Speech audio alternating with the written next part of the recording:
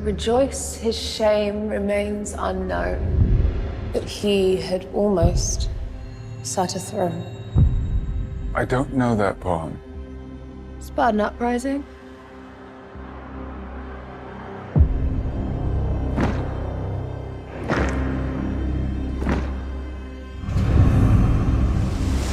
Over 100 years ago, Harry Sultan stood where you are now.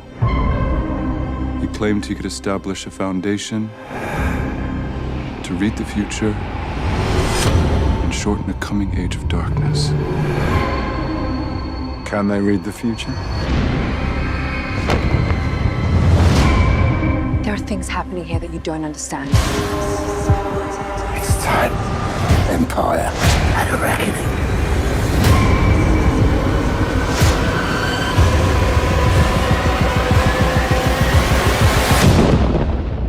All empires fall.